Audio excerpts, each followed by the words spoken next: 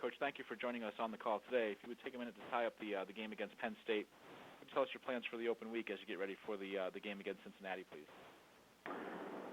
Yeah, we're obviously disappointed about last Saturday. Didn't feel like we competed at the level that we expect from ourselves, and we have to now get that corrected before we turn around and face a dynamic Cincinnati team here in 2 weeks. So, with this open week, we're gonna try to get ourselves healthy. We've been banged up in a lot of positions.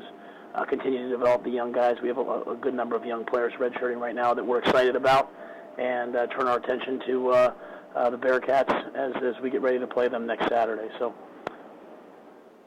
we'll take questions for Coach Rhule, please. *1 on your telephone to join the queue, then the operator will introduce you. I'll go to Dan Tortora of Dan Tortora Broadcast Media. Hey, Coach. How you doing today? Hey, Dan. How are you, sir? Doing well. Just wanted to go a little bit more into that Penn State game and obviously the rivalry and having that in-state for you. Even though there's a loss, are there any positives, even on the recruiting side, of playing a game like this that you feel like you were able to take out of it? Well, I think I think the biggest thing for us is our team kind of can see where they are, in terms of how are we handling big games, how are we, or when we turn on the tape on Sunday, does it look does it look the way it looked against someone that maybe doesn't have the same name that Penn State has, or does it look different? And if not, then ask yourself why. And that's maybe answers maybe different for each person. But I think anytime we play a Big Ten school or an SEC school, ACC school, it's good for us in recruiting. I think it shows the strength of our conference when we compete well. And it was excited for us to be able to play an in-state game.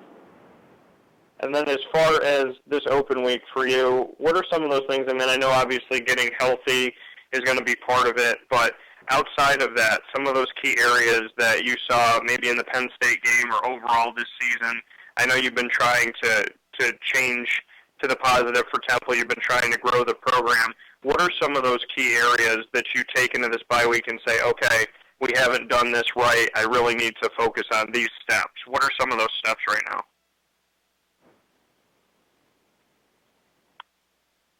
Hey there, Coach.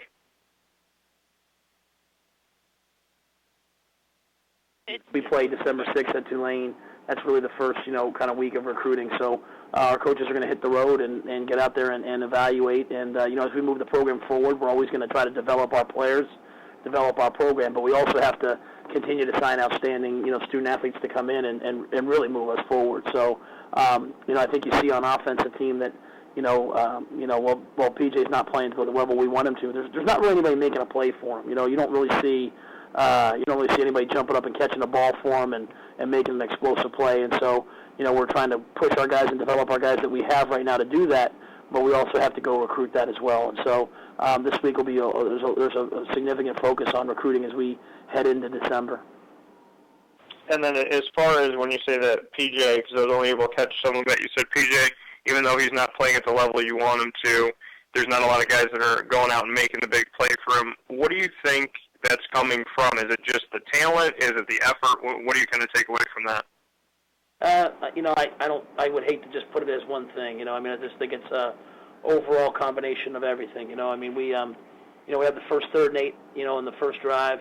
PJ does a tremendous job, gets the ball out on time, and we drop, a 16-yard completion, which, there'd probably be no better way to start the game than that. So, I would hate to just minimize anything by just putting it in one category, but at the end of the day, it's still there, right? We're not making a lot of plays on offense right now, and so we have to address all the areas, both what they're doing, what we're calling, and then trying to recruit and make sure that we have those dynamic playmakers to enable him to relax and just play quarterback and have someone make a play for him here and there. Thanks, Matt. I appreciate it. Absolutely, Dan.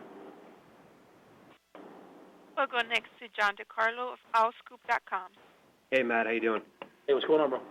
Not much. Hey, I know it's kind of the million-dollar question to ask, but when you're looking at some of the things like drops from the receivers, and then when you look at, like you said, it's not just one thing, but when you look at PJ, and I think even PJ told reporters on Saturday, he said, yeah, I can't throw the ball up there. It's getting old.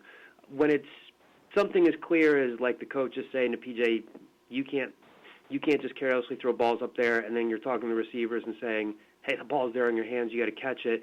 in situations like that where they know what they need to do, how as a coach do you get through to these guys? Do you stay on them? Do you give them some space? Like, I guess how do you, when it's that clear, how do you get through to these guys, and how tough is it? Well, I think you just never stop coaching them. When you try to coach everybody differently, and we've certainly tried different approaches. But at the end, I think recruiting and depth are what solve a lot of your ills, right? You can see on defense we play a lot harder now this year than we did last year, and a lot of that's because if Praise ain't running the ball, then I know Avery Ellis is going to, or Jacob Martin, or Sharif Finch, just to name a few at that defensive end position. And so I think we have a bunch of good kids that want to do right. And, we're just kind of learning how to do that. I think a lot of our team got into that game and was nervous and didn't play the level we want. And no matter, not everybody. Sean Chandler's a true freshman, played bump and run for, 60 minutes of that game and competed all over the field. So, but there's a large segment that, still hasn't come to terms with, the way you win big games is to not play nervous but to play aggressively. I will say this about PJ, that first pick, I was upset after the game, but our receiver ran the wrong route on the outside, so PJ's doing exactly what he's trained to do. He's trying to throw the ball to the crosser, to Jalen. The tight end went the wrong way. The wide receiver ran the wrong route, and, to PJ's credit, he's taking the hit there. He's telling everybody, I got to do a better job, but guys have to run the right route. Guys have to block the right guy, and I say that because, PJ is the type of kid who's going to keep his mouth shut and not take the blame. He'll take the blame and not defer it to anybody else, but there's a lot of guys right now that have to play better, and a lot of coaches that have to coach better, starting with me, in order for us to get this thing corrected and to win these games. And so I think, our approach is always the same, John. Try to point out what's right, try to point out what's wrong, and just correct it. Is it a situation, you kind of alluded to this, on defense, I guess like any coach in any game, on defense, if a guy's not doing what he's supposed to, you guys have the depth where you can say, okay, if you're not going to do it the right way, I'm going to bring somebody in who can. On offense, are you just not able, like if you're talking about a tight end going the wrong way, a receiver going the wrong way, are you just not able to do that as much on offense because of the lack of depth there, and you kind of have to stick with guys who you might otherwise have a shorter leash with? Well, I think you've seen a lot of guys play. I think you've seen us put a lot of different, receivers and tight ends in the game, and I think probably our issues right now are just, a little bit rampant on offense, and we just have to settle down and get him corrected. I think on the first drive, on every drive in the first half of that game, we either had a penalty or a drop, and so you can't play offense when you have a penalty or drop on every drive, and so, we're going to focus on the quarterback or this and that, but those things have to get corrected. And again, that's nothing but coaching. That starts with the coaches. So, I think you'll see it improve. I think with the same offense and the same quarterback, there's a point this year where we're averaging about 40 points a game. There was a point last year where we were as dynamic as we could be, but we weren't hurting ourselves. And some guys were making plays, and so we have 2 weeks now to get ourselves corrected and go back out and make the plays that we made down the stretch last year and early in this year. I just looking at the participation report, it looked like Avery did not play, but obviously you got Tavon back and back. Avery did play? Avery played well too. Oh, okay. Well, how are you guys just health-wise, just along that front, like heading into the bye week and then these last 2 weeks? Pretlow and Kenny came home on crutches, so I'm not sure, how long those injuries will be. Pretlow's a hamstring, Kenny's an ankle, and it's the same ankle Kenny's had. Jalen, I think you just saw really one of the guttiest performances I've ever seen as a Temple Owl. My time here, my 7-8 years here, for Jalen to go out there, he couldn't run an out cut. Kenny, PJ threw a great out cut to him. He couldn't cut, but he, ran by them twice. Just really gutty by Jalen. But he's obviously injured, as is Avery. So we'll see. They have 2 weeks, so they should all. I would assume they'd all be out there against Cincinnati. Gotcha. Thanks, Matt. Appreciate it. We'll go next to Bob Morrison of 24/7 Sports. Coach, on a different level, could you update on the 2 players who had the ACLs earlier in the season and what their status is going into spring ball? Sure. Which guys are you talking about? Jabo and who else? Dvorak, Frank Noodle, and Jabo. Yeah. So Rob had the MCL at the end of last season and just had the infections, and so he's student coaching this year, and hopefully, he has a long road to recovery. So we'll see where he is when we get to spring ball or even into next season. I'm not sure, exactly how long that'll take. Frank is out of the brace and all that, and is able to throw the football right now, and so he obviously won't be live for spring football, but I think we'll be able to do drills. And then Jabbo, he probably, based upon when it happened, I don't know, but I would doubt he'd be ready for spring ball. Hopefully he could, maybe do something next fall. Now, with previous callers, you talked about the wide receivers not making plays.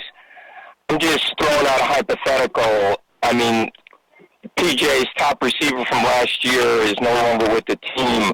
If he was back, would that make a significant difference? I'll let you figure that one out. My job is to coach these kids we have here, and whether it's who you're alluding to, whether it's Robbie or whether it's Ryan Alderman, two really good players, Chris Coyer, that's a lot of production there, and we have struggled to get a lot of production out of the receiving core, be it the tight ends or the wide receivers, and so I think in the last two games, if we just catch the football, a lot of things change for us, a lot of things open up, and you can see how different, Jalen making those two beautiful plays, one down the sideline and one over the head, how that changed the game, and so. But we are where we are, and I have confidence in those kids that at some point the light's going to go on, and we're also recruiting. We have some kids redshirting right now that are good wideouts, and Ventel Bryant and Matt Eaton, who got hurt this year, was playing as a true freshman. So hopefully we'll continue to get it more explosive. Now my last question is, I'm sure you're well aware Temple has only won 5 games or more since 1986, 6 times since 1986. And you and a couple of members of your staff have been intimately involved in 4 of those 6 seasons.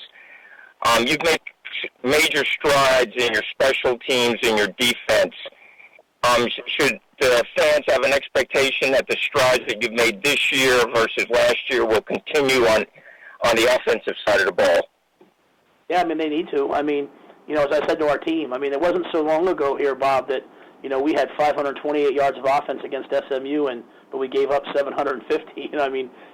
We've had some dynamic offense, we've had some dynamic defense, all of which doesn't really matter until we put it all together, and so, I'm proud that we're at 5 wins right now. We're 5-5. We have 2 great games down the stretch, but we've got to, we've got to continue to develop, and the only thing I'll say is what we keep saying to the kids is the systems aren't changing, and they're the same systems. It's just, how much the kids develop in them and buy into them and how well we recruit, and that's how you win, right? So, we'll continue to do what we're doing. We'll continue to recruit and develop our kids and hopefully get back to form on offense the way we were, at the end of last year and early this year. All right. Good talking to you. Thanks for your time, Coach. Sure, Bob. We'll go next to Jeff Nyberg of Philadelphia Daily News. Hey, Matt, I'm just wondering how you feel about the timing of this bye week coming off the loss against a non-conference opponent and as you look ahead to 2 American Conference opponents. Well, to be honest with you, I think it probably came at a good time. It's a crucial week in school, to be quite honest, because next week's fall break. So as we get ready for Cincinnati, there's no classes. So this is a pretty crucial academic week, so kids can really focus on that. And I can't overemphasize this. This has been a really long season.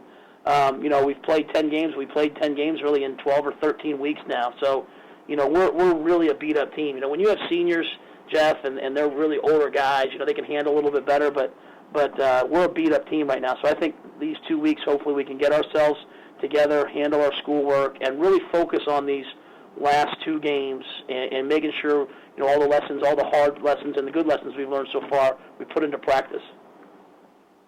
Thanks, Matt. Sure. We'll go next to John Mitchell of Philadelphia Inquirer. Hey, Matt, how are you? Hey, John, what's going on, buddy? Not much. Hey, Matt, we know about PJ struggles, but how would you categorize the difference in the offense from the first 5 games of the season to what we've seen, I guess, in the second half of the season? Well, I would say after that Tulsa game when Dion got hurt, we've really been an offensive line in flux. We haven't started the same offensive line in any of those games, right? So, So the last time that whole group was together was the Tulsa game. We had 497 yards of offense and 35 points. And going into the year, I think I was pretty blunt with people saying as long as our O-line stays together, we'll have a chance. And our O-line has not stayed together, and so we haven't started the same group in any of those 5 games, and so the last games. So I think that's probably where it starts, right? And so as the O-line struggles, you put more pressure on other positions, you put more pressure on the quarterback, on the receivers, and we just haven't really answered the call yet. And so, do we have the capability? Absolutely. It's shown, it's proven, and we've done it. And I hope that as we get back through this week, our O-line will get healthy, get back to form, and we can run the football a little bit better, protect the quarterback a little bit beher, and then our wideouts will kind of get themselves their minds right and go make some plays down the stretch. And looking at that with 2 games left in this season, how important would it be for Temple? I mean, I know it's kind of obvious question with the obvious answer, but how important would it be for you guys to become bowl eligible? It's extremely important. I'm not going to hide from that, bro, because even just from the standpoint of coming where we came from to this, I mean, I'm proud of how far they've come so far, but I want to finish well down the stretch, and I think just the ability to continue to practice, and we have a lot of really talented players we redshirted this year, John, for the overall health of the program moving forward, and to get them those extra practices, getting ready for a bowl would be outstanding. So, I think it's absolutely with 2 games left, it's our goal, and we're going to find a way to get it done versus 2 really good teams. And my last one, are you satisfied with the progress you've seen, 2 years now into the process? Yeah, I mean, I don't know if satisfied is the right word. I mean, I know we're on, I know we're on pace. I knew where we were coming from. I mean, I knew when I took the job, it was, to get it done right. It's just a process, right? So, to me, this is all part of the process. I mean, there's been high moments, there's been, low moments, and one thing I hope that you can say about me is when we lose to Houston or UCF or Penn State, I say things, and when we beat a top 25 team or when we beat an SEC team, I say the same things. I mean, I try not to get too high, try not to get too low, and that's what I want the team to be like. We're not there yet, but we're making progress, and I think you see the defense getting better, the special teams getting better, and the offense has shown that they can do it. We just have to get them to do it, and keep moving forward. Thank you, Matt.